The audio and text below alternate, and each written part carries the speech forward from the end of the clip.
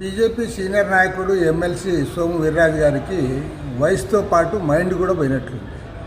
లేకపోతే సిపిఐ నారాయణ గారు చెప్పింది ఏంటి?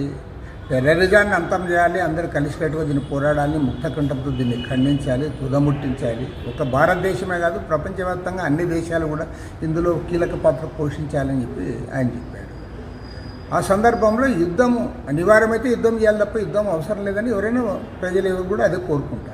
ప్రజాభిప్రాయాన్ని ఒక పార్టీ నాయకుడిగా చెప్తే సోము వీర్రాజు గారికి ఏమాత్రం మతి లేకుండా నువ్వు పాకిస్తాన్కు పో, ఈ నారాయణ గారు పాకిస్తాన్ పంపండి అని అంటే ఇప్పుడేం మాట్లాడతావు? మరి ఇప్పుడు యుద్ధం ఎందుకు ఆగిపోయింది?